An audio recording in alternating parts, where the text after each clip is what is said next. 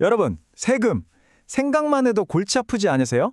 수천 페이지가 넘는 세법은 왜 이렇게 복잡하기만 할까요? 그런데 만약 이 모든 걸 한눈에 꿰뚫어 볼 아주 간단한 방법이 있다면 믿으시겠어요? 이 빼곡한 법조항들을 대체 어떻게 다 이해해야 할까요? 사실 전문가가 아닌 이상해야 세금의 전체 그림을 파악한다는 건 거의 불가능해 보이죠.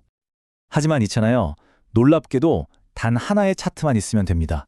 복잡하게 얽히고 설킨 세금 제도의 속살을 아주 명쾌하게 보여주는 정말 강력한 도구가 있거든요.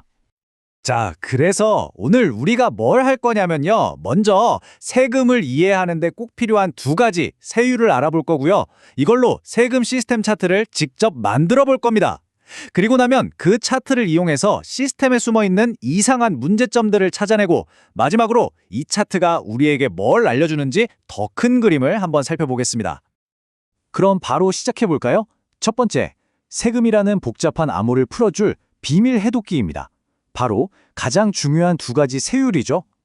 자, 첫 번째는 평균 세율이라는 건데요. 이건 아주 간단해요. 내 전체 소득 중에서 세금으로 나가는 돈이 총 몇 퍼센트냐? 바로 그겁니다. 예를 들어서 새 직장 제안을 받았을 때 와, 연봉은 높은데 세금 떼고 나면 내 통장에 실제로 얼마가 들어오는 거지? 이렇게 전체적인 세금 부담을 생각할 때 쓰는 개념이라고 보시면 돼요. 그리고 또 하나, 바로 한계 세율입니다.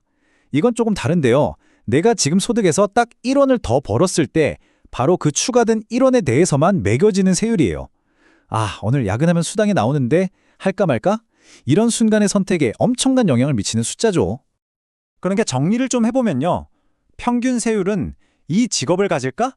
같은 인생의 큰 그림을 그릴 때 중요하고요. 한계 세율은 1시간 더 일할까? 같은 매 순간의 의욕을 결정하는 거죠. 이 두 개를 구분하는 것, 이게 바로 세금 시스템을 꿰뚫어 보는 첫 단추입니다. 자, 이제 진짜 재밌는 걸 해볼 시간입니다. 방금 배운 두 가지 세율을 가지고 세금 시스템이라는 기계를 직접 한번 조립해보죠. 이걸 차트로 그려보면 시스템이 어떻게 돌아가는지 그냥 눈에 확 들어올 겁니다. 자, 여기 아주 간단한 누진세 시스템이 있다고 한번 상상해 볼게요.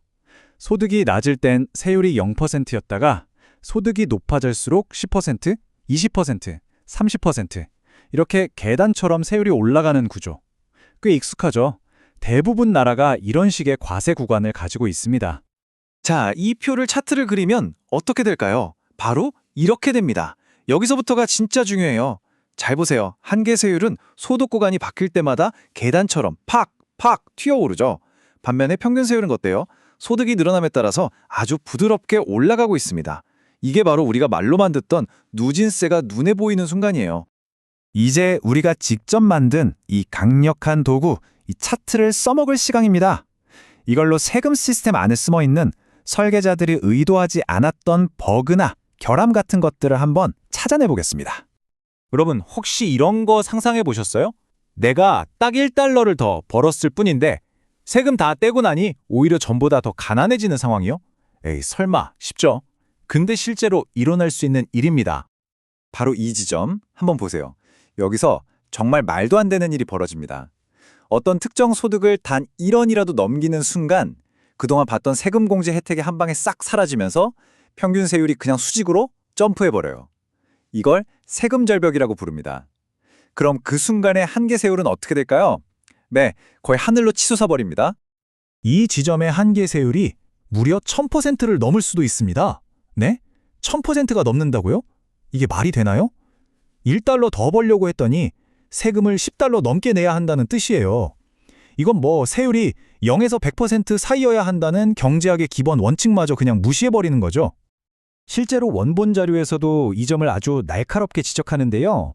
이 세금 절벽 근처에서는 돈을 한 단위 더 버는 순간 오히려 내 주머니 사정이 나빠지기 때문에 사람들이 일하려는 의욕을 심각하게 꺾어버린다는 겁니다. 한마디로 열심히 일할수록 바보가 되는 최악의 설계라는 거죠. 물론 정책 만드는 사람들도 이런 세금 절벽 문제를 아니까 이걸 해결하려고 공제 혜택을 한 번에 없애는 대신에 특정 소득 구간에 걸쳐서 서서히 줄여나가는 방법을 쓰기도 합니다. 근데 이것도 또 다른 이상한 문제를 만들어요. 차트를 보시면 한계세율이 특정 구간에서 낙타등처럼 불쑥 솟아올랐다가 다시 툭 떨어지는 혹이 생겨버리죠.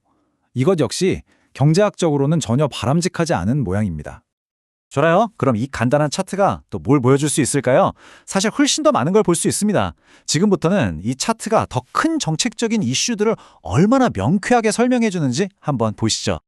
이 차트는 브래킷 크립, 우리말로는 세금 구간 상승이라는 현상을 완벽하게 보여줍니다. 이게 뭐냐면 일종의 소리 없는 증세 같은 거예요. 물가는 계속 오르는데 정부가 과세 기준은 그대로 두면 어떻게 될까요? 내 월급이 좀 올라도 실제 구매력은 똑같은데 나도 모르는 사이에 더 높은 세율 구간으로 밀려나게 되는 거죠. 차트에서 보면 전체 세율 구조가 슬그머니 왼쪽으로 이동하는 것처럼 보입니다. 근데요, 세금 정책이 여러분의 세율을 심지어 마이너스로 만들 수도 있다는 거 알고 계셨나요? 네, 마이너스요. 예를 들면 저소득층에게 세금을 환급해주거나 보편적 기본소득 같은 정책이 도입되면 이런 일이 일어날 수 있습니다. 바로 이 차트처럼요. 보세요. 저소득층의 평균 세율이 0 아래로 뚝 떨어지죠. 이게 무슨 뜻이냐면 세금을 내는 게 아니라 오히려 정부한테서 돈을 받는다는 의미입니다. 세금 제도가 복지 제도의 역할까지 하게 되는 거죠. 근데 여기서 끝이 아니에요. 소득세랑 사회보장기여금, 이걸 합쳐서 보면 더 이상한 일이 벌어집니다. 많은 나라에서 사회보장기여금은 소득이 아무리 높아도 특정 금액까지만 내도록 상한선이 있거든요. 그 결과 분명히 소득이 높을수록 세율이 높아지는 누진세 시스템이었는데 최상위 소득 구간에 가서는 갑자기 역진적으로 돌변해버려요. 다시 말해 엄청난 부자들의 한계 세율이 그보다 소득이 좀 더 적은 사람들보다 오히려 낮아지는, 상식적으로 이해하기 힘든 현상이 나타나는 겁니다. 자, 어떠세요? 이제 여러분 손에 새로운 세금 해독기가 쥐어진 셈입니다. 첫째, 평균 세율과 한계 세율이 뭔지 이해하고, 둘째, 소득에 따라 이걸 차트로 그려보는 겁니다. 셋째, 그 모양이 부드럽게 올라가는지 보고, 넷째, 갑자기 튀어오르는 절벽이나 이상한 혹 같은 버그가 있는지 찾아내는 거죠. 이 간단한 4단계만 거치면 어떤 세금 시스템이든 그 본질을 꿰뚫어 볼 수 있습니다. 이제 여러분은 세금 시스템의 모양을 볼 줄 알게 되셨습니다. 그럼 마지막으로 이 질문을 던져보고 싶네요. 우리가 살고 있는 이 나라의 세금 제도는 과연 합리적인 모양을 하고 있을까요? 그 답을 직접 한번 찾아보시는 것. 어쩌면 그게 바로 오늘 이 시간의 진짜 시작일지도 모르겠습니다.